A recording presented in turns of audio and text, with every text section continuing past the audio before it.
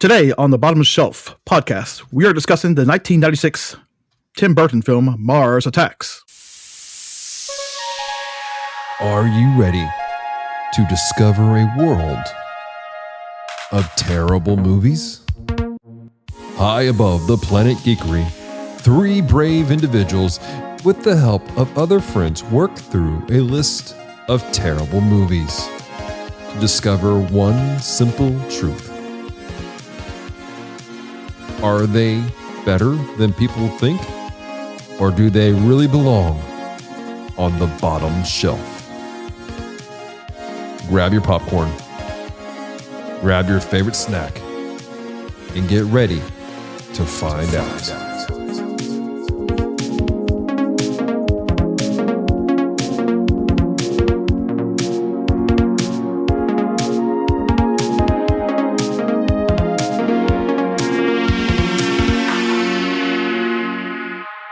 Hello and welcome to the Bottom Shelf. My name is Kevin. I am the Dapper Man, and with me are two of my co-host friends. One is Dallas. Say hello, Dallas. What's going on? And the other one is John. That's me. Hater of Glicks. I hate that piece of crap. You should be thankful for her. She's the reason you're breathing right now. She is trash. I think there's better AI out there, and she can go die in a fire. If she dies in a fire, this entire colony is going to come crashing down to Planet Geekery. And that's fine. I've got my own ship. And how else are you going to watch these movies? Oh, you mean it would set me free? Let me find my agenda. I need to put some things on it. Oh my gosh. This is getting ridiculous. Anyways. Kevin, what are we doing today, brother? We are going to be discussing, talking, and having some lovely conversations about the 1996 Tim Burton film Mars Attacks. Oh. Yeah. Wow. Mars Attacks. That sounds familiar. Yeah. It even has music by Danny Elfman. Oh, really? Which he has done like every other freaking Tim Burton film ever made. So I'm going to be honest with you. This is a controversial one for us, guys, because while it's critically a terrible film, I have a feeling a lot of people enjoy this film. It's what you would call a cult film. There's a lot of people who enjoy Plan 9 from Outer Space too, but Right. Well, along with this movie, we also have some free trading cards we're passing out. You want to take a look at one of them? Heck yes. Yeah, from the 1960s Topps trading cards, which the movie is based on. It's a trading cards. Yeah, just check out the gory, violent images on it. Ooh, I like violence. Okay, so it's not unheard of. I mean, back in the 80s, they made a Garbage Pail Kids movie. So, I mean... What? Yep. I missed that. What? I don't know if you really missed that. I don't know, something you wanted to miss. I think you gladly just missed over it. I have a bad feeling that will end up on our list of viewing things later. I did see it somewhere in the dumpster. I didn't want to pull it out yet. I'm glad. Thank you for keeping that in the dumpster for right now. All right. Well, I'm trying to pull up one of the things. Now, let me see this film. Looks like there's a warning label. Warning, makes you wish the ray guns were real and wanting to step in front of one. What is happening here? I was not expecting that. I'm sorry. Oh, Lord. So, warning, the brain scene in the alien...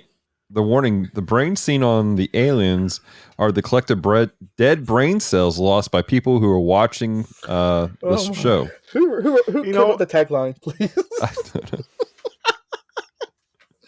know. Wait a minute. Wait. Here's another one. Warning, this movie is actually a fantastic satire on old B movies and is a great representation of the card sets. Oh. I know who wrote that one. All right, so apparently this has some love and some hate. John, you got any technical information about this film? No. Well, I have a list of actors and actresses that star in this movie. Okay. Jack Nicholson, Pierce Brosnan, Glenn Close, Natalie Portman, Sarah Jessica Parker, Martin Short, Michael J. Fox, Jim Brown, Pam Grier, John Steiger, Danny DeVito, Jack Black, and Tom Jones. Whew! That's a mouthful right there.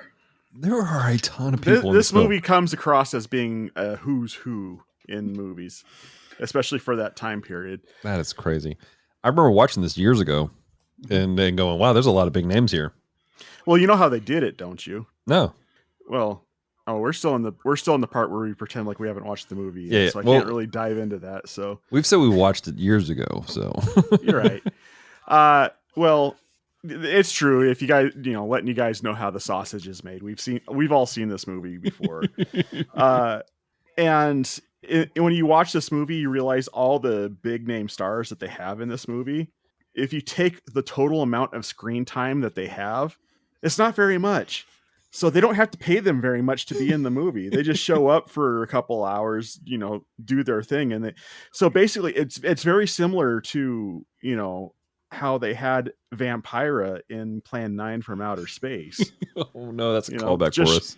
Just show up for a day, and I only got to pay you for a day's work, So, all right. So it seems like it's a star-studded cast, and it is. But if you look in the long run, like say for instance, Michael J. Fox's total screen time in this is, I think it's somewhere around 5 minutes. Oh yeah, yeah. I think so. I heard. Yeah, along with a couple other actresses, they were like 10 minutes. Each one was almost like 10 minutes. There's probably only like 4 of them that was longer than 10 minutes. And some of them, those were multiple roles. Huh. Like Jack Nicholson. Oh my gosh, Jack Nicholson in this. Let's watch the movie first. Before. Well, real quick, what are our expectations going into the movie right now before we go into the theater? Oh, I'm gonna love it. I'm gonna like it too. From last time I seen it, I'm just going to dislike it and probably just sit there and just stare at the screen and not interact or anything. Just blink my stare. All right. Well, let's go into the theater and let's get our thoughts together. Okay. Sure thing. I'm so excited. I need some popcorn. Dear listeners, this is your opportunity to escape. Our crew has just entered into the media projection chamber. What horrors and madness that they consume are unknown. Their mental state upon their return is unknown. You have been warned. All right. Wow. That was an adventure. I love this movie so much. Oh my gosh. Don't telegraph, John. Don't telegraph. I hate this movie so much. All right. So we just finished watching Mars Attacks. And let's get into the spoiler-free discussion about the film. Now, we were getting into a lot of conversation about things. There's a lot of big stars in this. And there's a lot of interesting things that take place. So without getting to spoilers, let's do this. What's something that we enjoyed about the film? Jack Nicholson, hands down. He chewed scenery so much in this movie, and I loved it. Like especially the when he was playing the sleazy hotel owner. Uh-huh. Oh my gosh. You could tell he was having so much fun with that role. So much fun. I would say that's like not just Jack Nicholson. This is one of my favorite things. It looks like the people who were in this film had fun making it. Like it didn't look like this was like a labor of like, I'm here for a paycheck. Why am I here? Like in episode 1 of when we covered Plan 9 from Outer Space, it looked like everyone there was not enjoying themselves. But this one looked like the actors were legitimately enjoying themselves making this film. So I think that's one of the things I enjoyed is it seems like everyone actually enjoyed being part of the project. Kevin, what about you, man? What's something you enjoyed? Anything, Kevin, other than the credits rolling? Give me a moment. Yeah. I mean, I'm not saying I didn't enjoy a single iota of this movie. I just like it. I enjoyed when people were dying. Yeah, that was fun. What? So savage, now I'll tell you some things. I'll hear some things I did enjoy. I very much love the beginning. That beginning is freaking phenomenal. That is one of the best openings for a movie. What made it so good?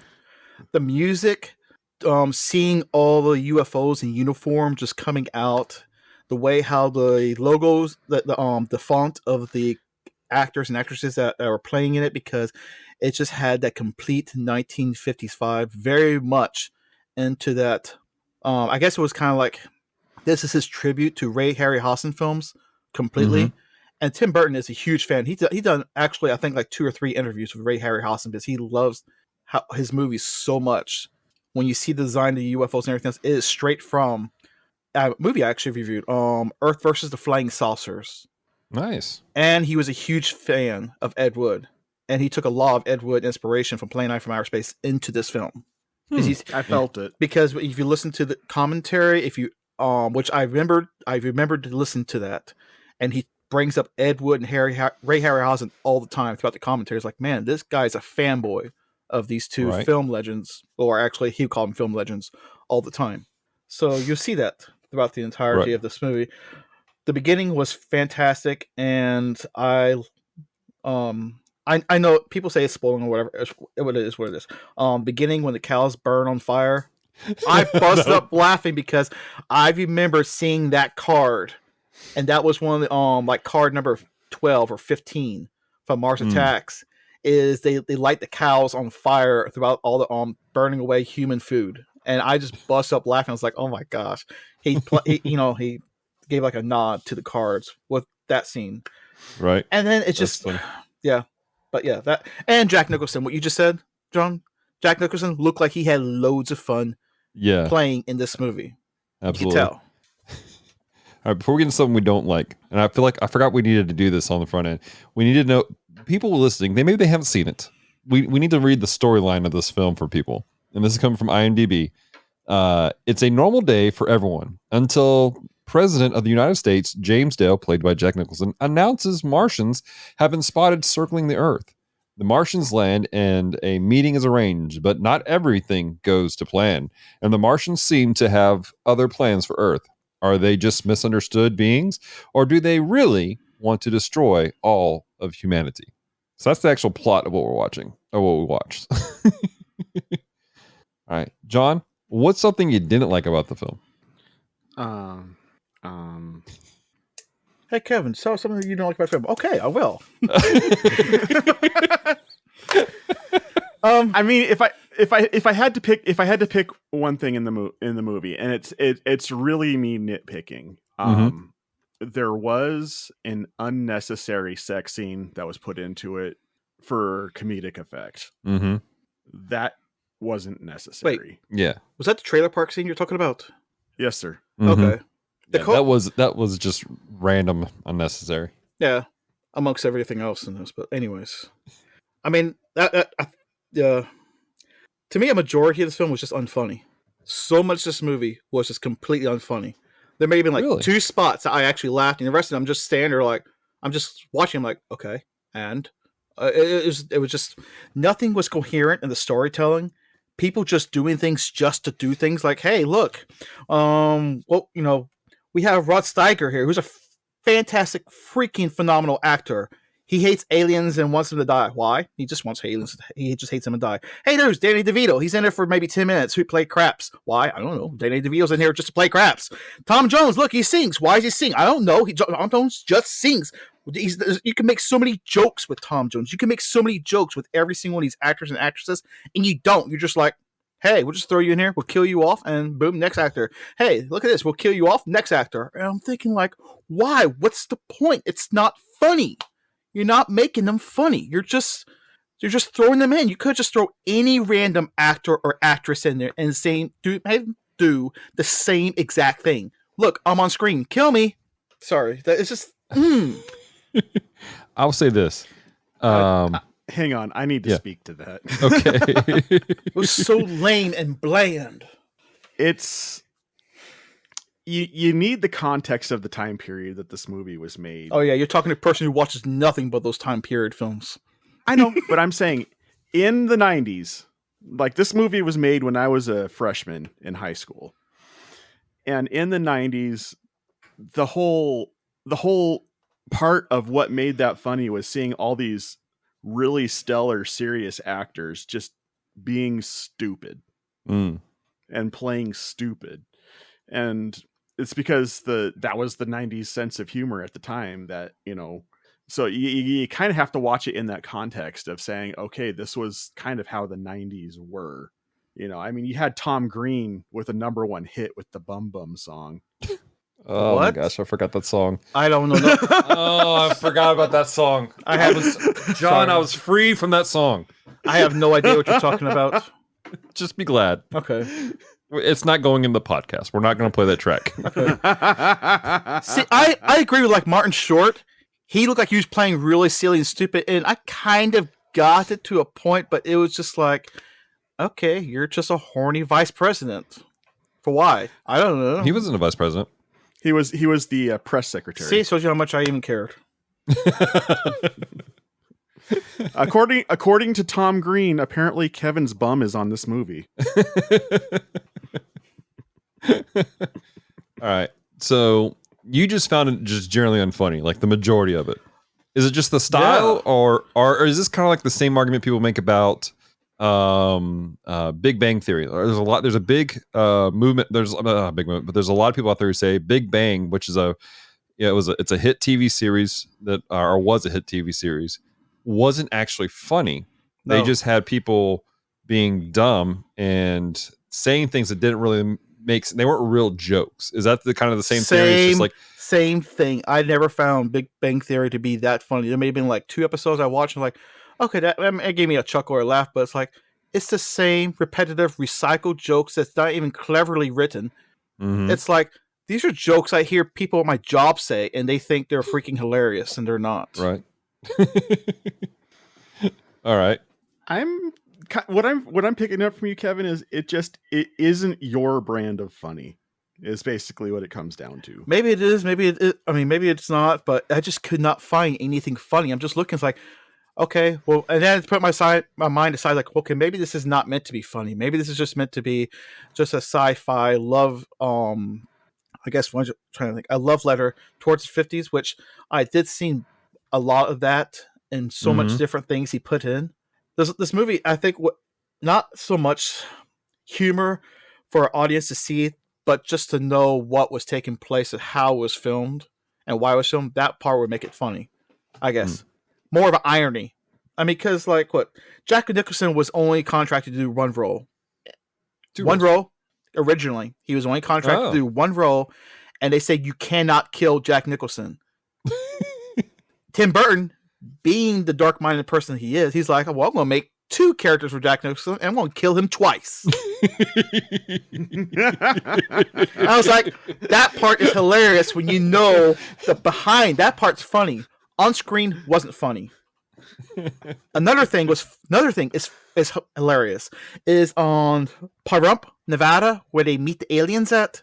Yeah. That's actually a name of a real town because a resident's Art Bell, the radio co-show. I mean, not co-show. He's the radio show host of this radio program called Coast to Coast about aliens and conspiracy theorists. Coast to Coast is still a thing today. I listen to it just because it's fun to listen to. Yeah. Thank you, John. You know, you're shaking your head like you know what I'm talking about. Okay. I know what you're talking about. But it's funny because it's like we're going to make this alien land on the conspiracy nut job person's place of residence. Time out. It's called Coast to Coast? Coast to Coast. Yeah. Is this like, I wonder if that's why they call it Space Ghost Coast to Coast. Yes. Yes. I wonder if that's just a rip on the show. I'm putting things together here, people. Yes, it is a rip, and they use that because I'm having revelations. Oh, really? Yeah, definitely check it out. Just look at Coast to Coast radio program, and you see this list all the way from the 70s, where he talked about aliens and the people that got married and didn't realize that it was actually a spouse from the sea. It's a weird show, but it's fun to listen to. Yeah, so stuff like that is funny just to know behind it. Right. Well, Dallas, we kind of stepped on your turn here a little bit to have that conversation. Yeah, I'm sorry. Yeah, I was just like, no. It's my fault because I wanted to kind of talk this out with you, Kevin. You were silent for so long. You wouldn't say anything, so I was like, fine, I'll say something. No, it's fine. It's just I wanted to chat it out a little bit. I wanted to feel you out and really get an understanding from where you were coming from. But Dallas, what was one thing that you did not enjoy about this movie? One thing that I did not enjoy about the film was there were a couple times where the pacing just felt a little weird. Like there was a quick jump here and there in the story, and I was like, all right, we could have fleshed this out a little bit more, but at the same time, I'm trying to keep in mind this is meant to be a comedy and a spoof. Like this isn't supposed to be a, because that's the other thing we have to keep in mind. This is the '90s, and it seems like in the '90s there was an explosion of spoofs on different genres of film. This wasn't the first spoof on old school sci-fi. What was that movie? Oh gosh, Kevin, you would know it. The giant ants, John Candy. Matinee, is that it? Matinee, yeah. Yeah, like this isn't the first one they had. I mean, this is That's actually on our list. Yeah, that's right. Is it? Yep. It has a very high ranking for critics. A fairly high rating for critics. Well, either way, again, I'm trying to keep that in mind that this is because I mean, when those older movies, they had weird pacing too, and so that was kind of my problem. Was like, okay, we're making some really quick jumps here with some of the story stuff, and I wasn't sure if that's a stylistic choice or if that was just poor script writing. In it. Quick correction, Dallas. Just so we don't have some mouth breather in a closet somewhere write in and say we got it wrong. It was John Goodman. Not John Candy. Yeah, there you go. So John Goodman. I apologize, but that was my only thing. I enjoyed the film most of the way through. Like the music was on it for me. All those things. Of course, I'm a big fan of Burton, Danny Elfman, all that good stuff. So, yeah. Talking about the music, how long after you got done watching the movie did you have It's Not Unusual stuck in your head? For days. I know we've only been out of the theater for a total of like 20 minutes, but every time I watch this film, it's in my head for days.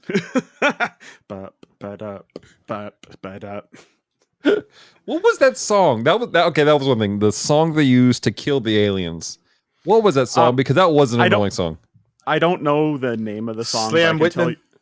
Slim Whitman was the guy who did it. Mm-hmm. That was an annoying song. It would have killed me. Well, tell you what, let's hit our ratings real quick, and then we need to talk about the finer points of this because I can't talk about this without talking about stuff. I thought that's what we were doing. So let's start with Dallas because I think Kevin and I have pretty much telegraphed our ratings, but all right, for me, I'm gonna put this as a middle shelf film. It's not my top shelf. Like, oh my gosh, this is a fantastic show. Everyone needs to watch it, and watch it regularly. I think it's something to pull out every so often and watch and enjoy. And take part in and laugh. Maybe a background piece just while you're working on something, just to be like, oh, that's funny. But for me, it's a middle shelf.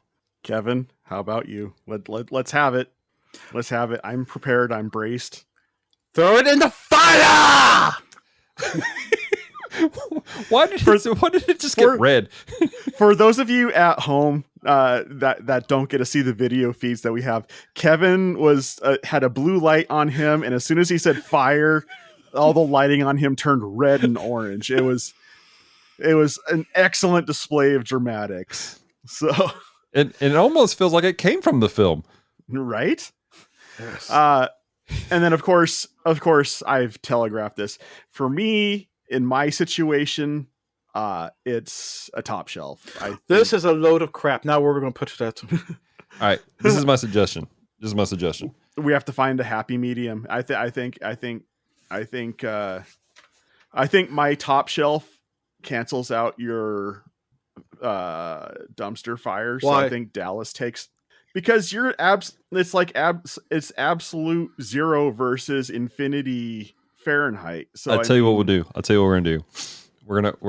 We're gonna post up on our page, on our Facebook page, a poll of how ask our audience to do that.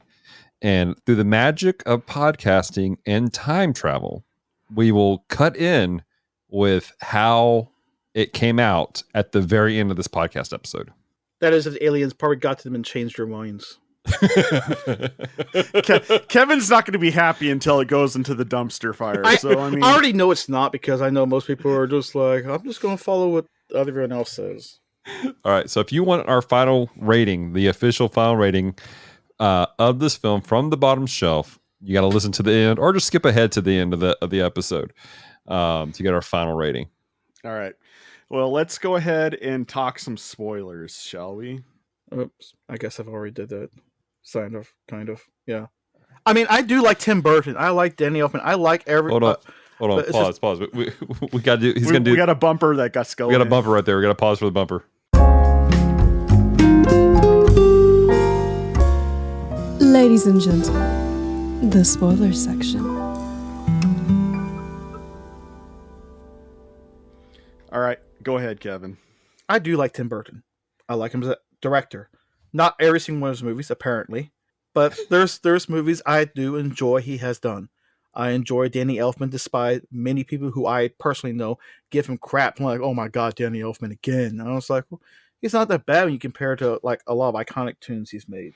I'm a fan because I even have like the board game here that you just can't really find anywhere. Because I had to. I'm impressed with that.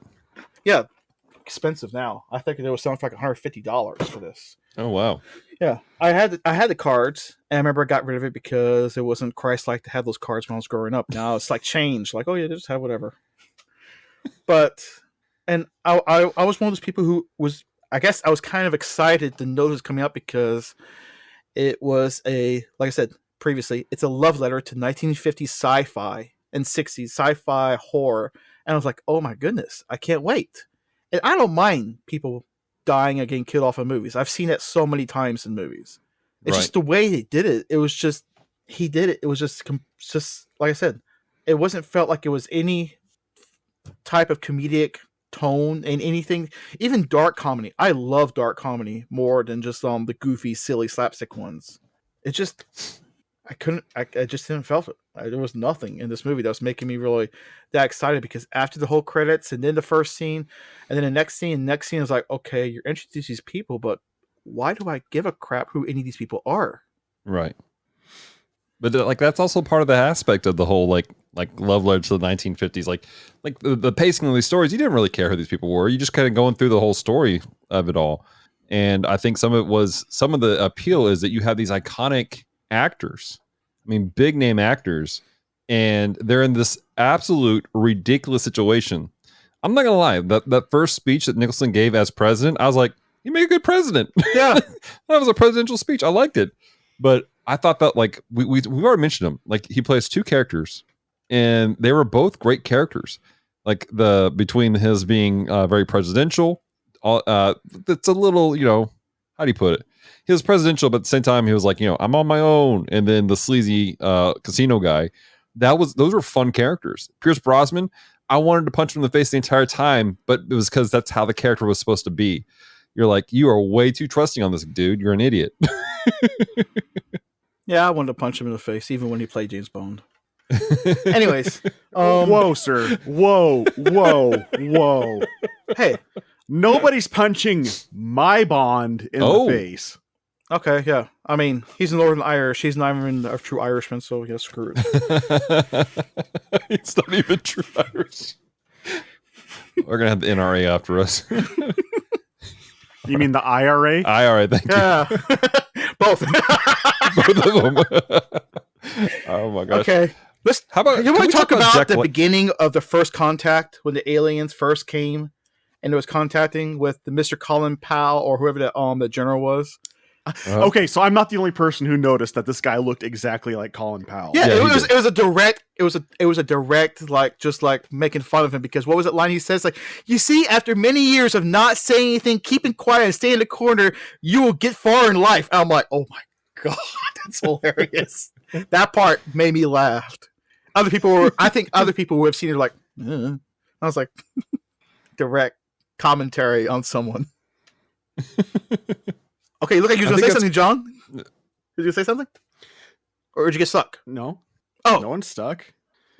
I think, though, that's part of the whole film is the fact that it's, again, this is a product of the 90s. And a lot of stuff in the 90s, when you did these spoof stuff, they also had spoofing commentary on what was taking place in the 90s itself, like the Colin Powell reference and whatnot.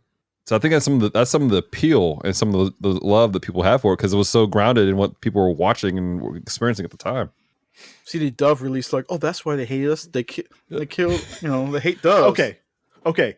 I want to dive into this because watching it this last time, I picked up on some subtext that I've never noticed watching this movie before. But I'm going to make an argument, and this is my fan theory, that this whole movie is just a giant misunderstanding. The whole movie is a giant misunderstanding. Yes. You're talking about the reasoning that the aliens have went crazy and started shooting everybody. Exactly. One, like they come down, they're like, we come in peace, and then they set the dove free, and the first thing he does is kill the dove. And if you notice later on in the movie, when he's got the president hostage, right? Mm-hmm. And then he sees the bird, he drops everything to make sure that bird is dead. Right. So they go out of their way to point out they do not like birds. Yes. And Taffy, the president's daughter, was saying, well, maybe to them, a dove is a sign of war, right? So it may be that they have a negative association with birds. Okay. Now, on top of that, when they do their Martian salute, which they do the big circle with their fingers, right? Mm-hmm.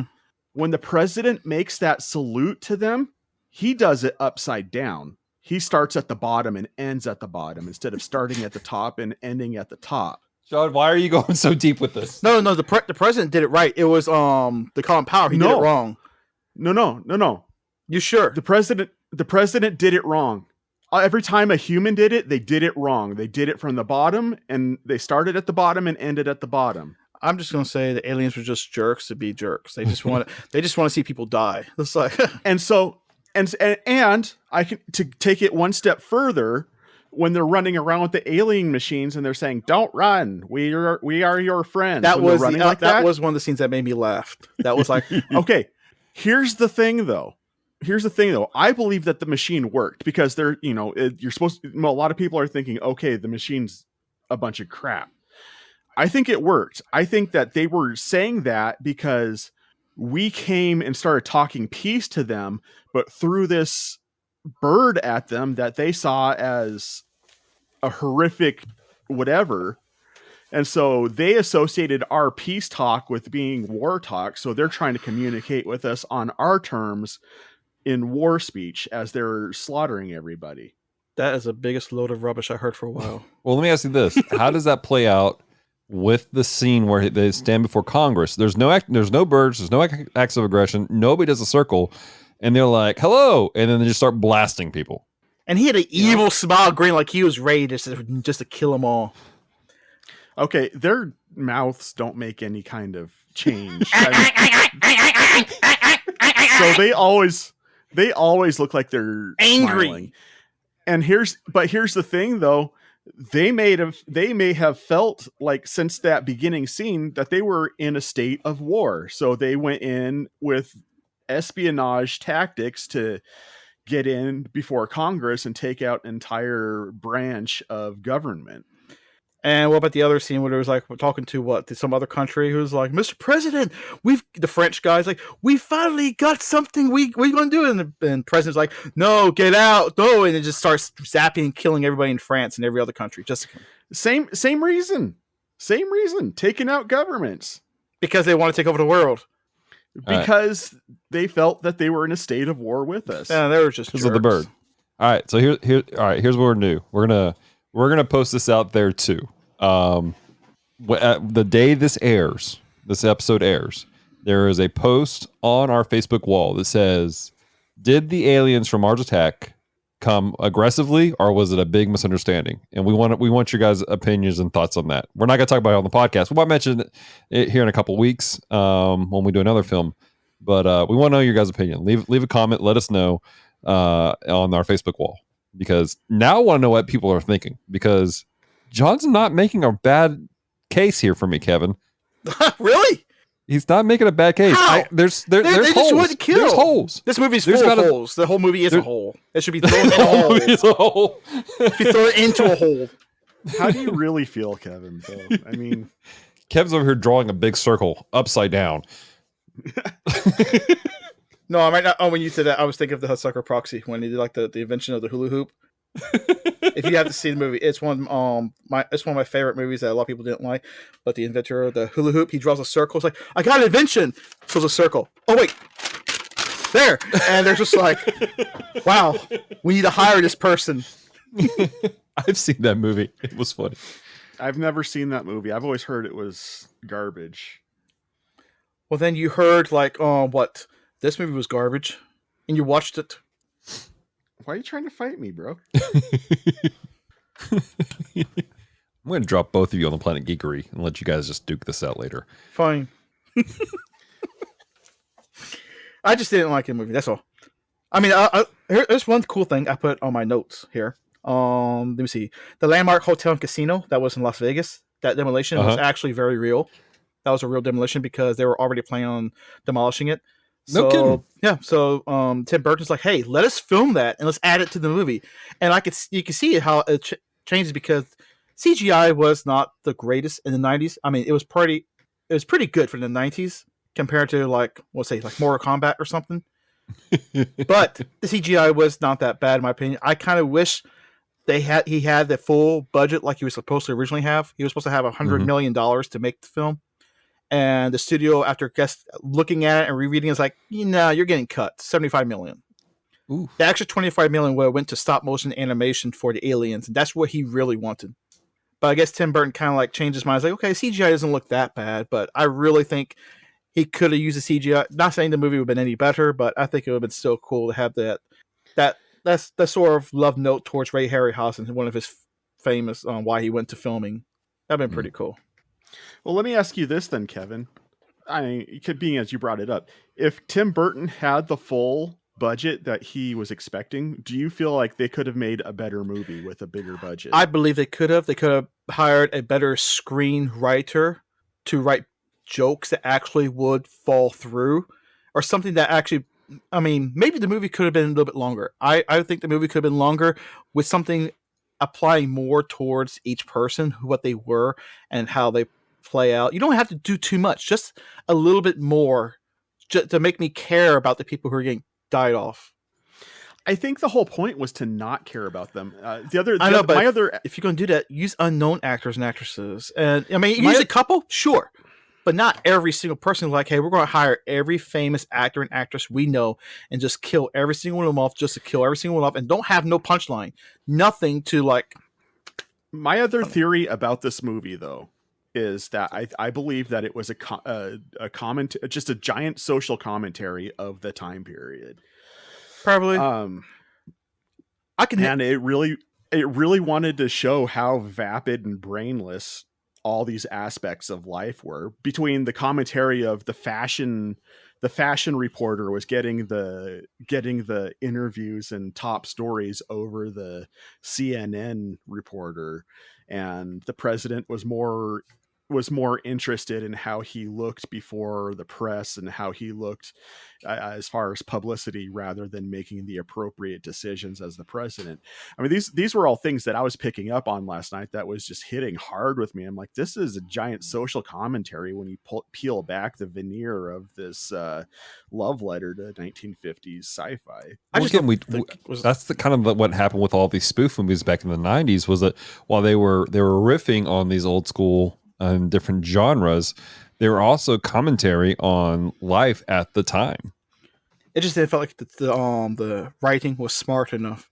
I mean, here's one movie I can say that has loads of actors and actresses. It's an older film, but I very much enjoy it. It's one of the best how they use the actors and actresses. It is called it's a Stanley Kubrick. No, not Stanley Kubrick. Crap, I don't know the name of the film. It's a Mad World in the 60s. It has almost every actor and actress you can name in this movie, and even ones that were not comedic. And he written them towards roles that, people had a certain aspect of what they were and how they always would, and do a complete 360 and make them complete opposite. And the ones that usually be comedy, he'll throw in some of their own jokes inside the movie. So like, okay, it was better written characters. These characters were written just to kill them. That's it. I get where you're coming from. I really do. And honestly, my wife had made a similar comment last night when we were watching this. She had stated that it was somewhat reminiscent of the movie Rat Race, which has always been compared to It's a Mad World. So I get what you're saying. And I think that it could have been done better on that aspect? Yes. Mm-hmm. But I don't think that the fact that it failed to make me care about the characters really made it bad, at least not in my opinion, because I'm fine with disposable characters as long as they're disposable in the right way. Yeah, and that was not done this way. This was not disposable done in the right way. I mean, there's few of them that I thought was right. I mean, to me, the first one, I guess when I saw Michael J. Fox when he died, I was like, oh my goodness, he killed Michael J. Fox, and he started killing one after another. I was like, okay, you're just going to kill everyone, whatever. When he did the Jack Black one, when he had the flag, he's like, die alien scum, I surrender, and he holds the flag. If you watched one of the scenes where they have his trophies in his little shrine, on there's like a Time magazine that has Jack Black holding the American flag, says American hero that was killed by aliens. I'm like, he wussed out. He's not no hero. He was surrendering. You just look at that. Let's talk about Jack Black in this movie. He was pretty starting to get known. I didn't recognize him at first. I was like, that's Jack Black. He was svelte. I mean, to put it in a word, I've never seen Jack Black that skinny before. I'm like, and I'm not, this is not me fat shaming. I mean, for people who know me, I'm a chunky monkey. I mean, let's just put it out there. I like me some food, and I'm like one of the biggest things I'm excited to go down to Louisiana for is I'm gonna eat, Right. So chunky monkey. Holy crap! He was in Biodome. So it's like, oh yeah, Jack Black in the 90s, man, he was hitting some pretty solid bit parts. Holy like, crap.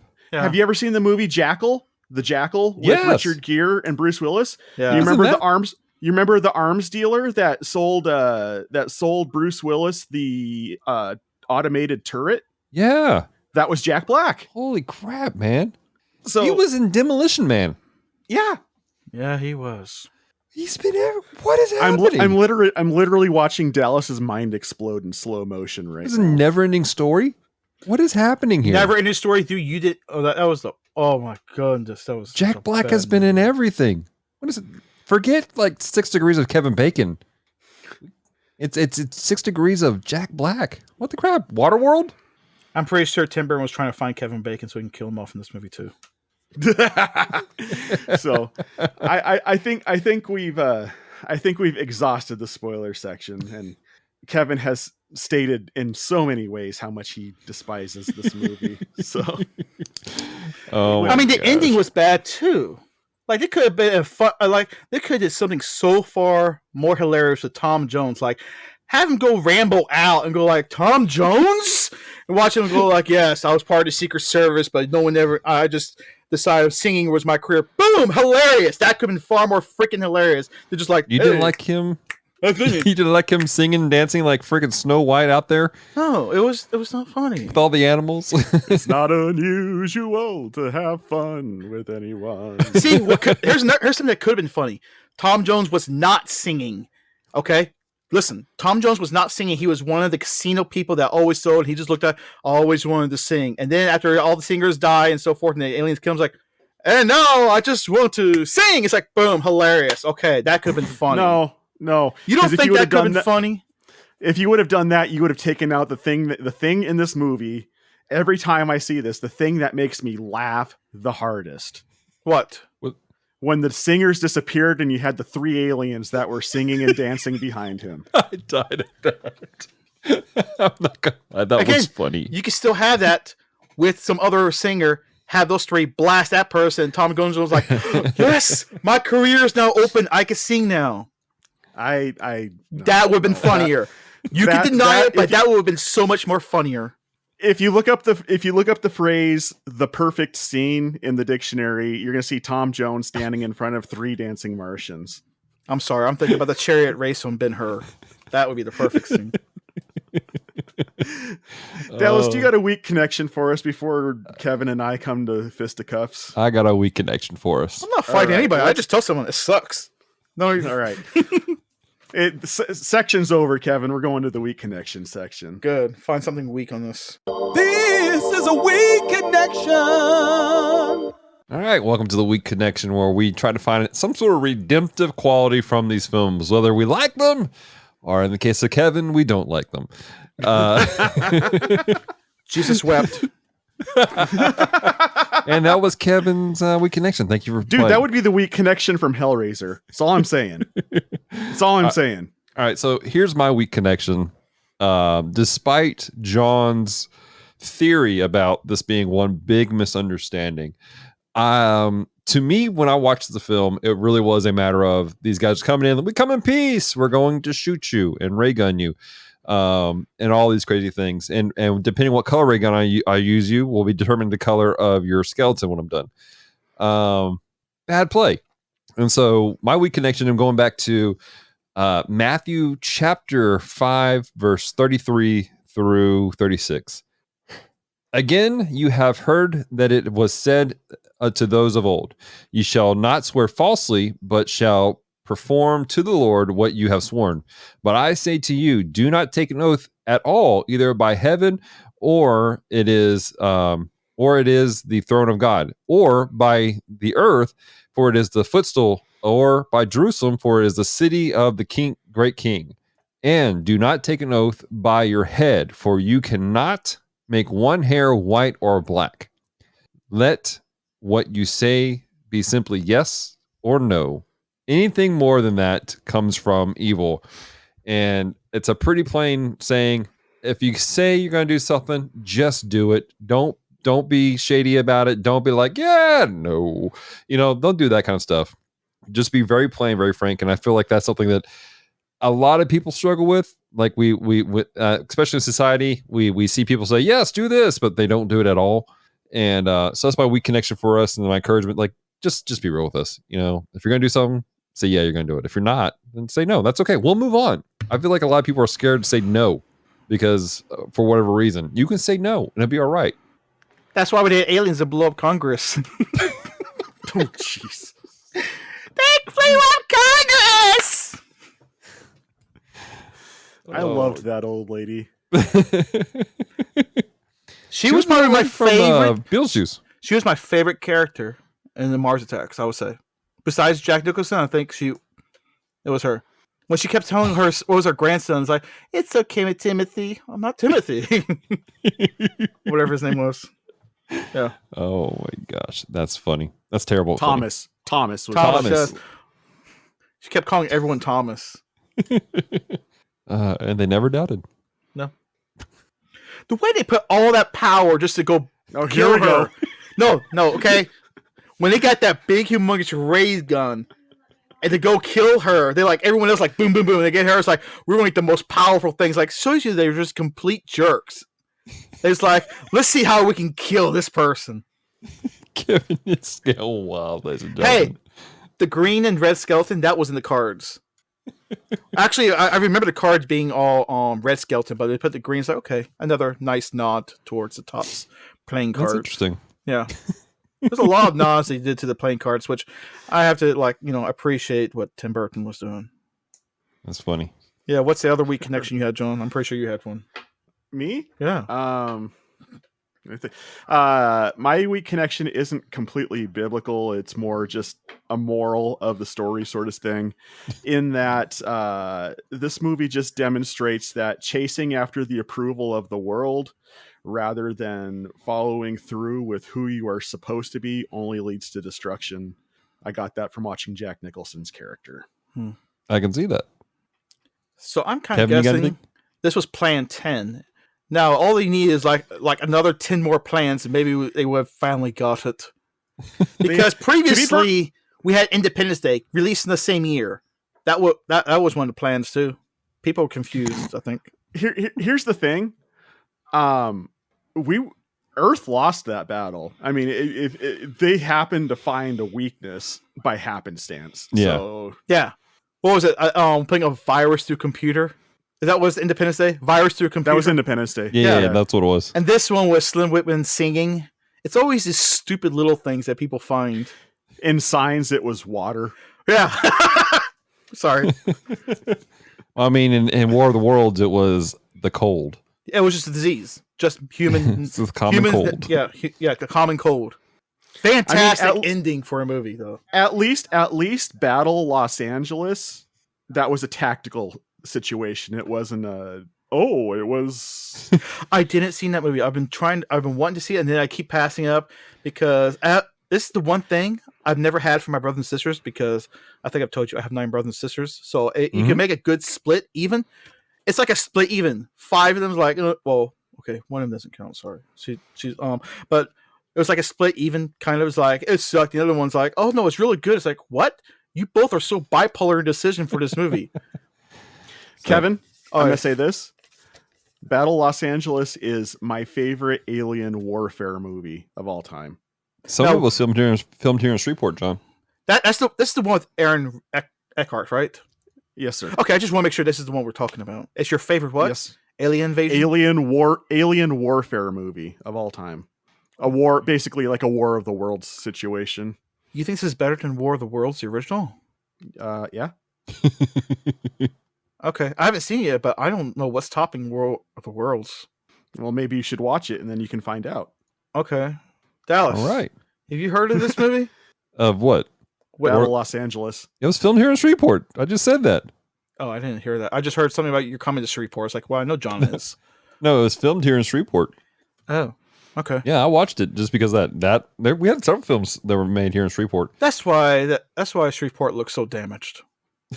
There's a lot of damage in Shreveport. It has nothing to do with the film industry. Shots fired. All right. Oh my god. Well, speaking of alien invasion, I think there's another alien invasion movie that might be coming up that we might be reviewing. Yeah. That's gonna be Battlefield Earth. That's the next one coming up. But I believe we've hit the end of the episode. And if you get nothing else out of this other than how wonderful Mars Attacks is, Liar. we want you to come away from this podcast knowing that you are loved, you have a purpose, and we care about you, and somebody else cares about you too. So take that with you as you go through this next couple of weeks before the next episode. Does anybody else got anything they want to say? It's not unusual to be loved by anyone. All right, we're done here. Shut it down. Hey guys, don't forget though. Here in a second, after we shut this down, Glix is going to be back to give you guys the final rating for this. And if you guys want to check out more of the Bottom Shelf, or if you guys want to take part of our community, check out the Bottom Shelf. Blueberry.com. We'll have a link in the description, but check out our Facebook page, facebook.com/the bottom shelf. And don't forget to share this out because it helps us to grow this podcast and have fun. All right. Goodbye, everybody. Peace and love.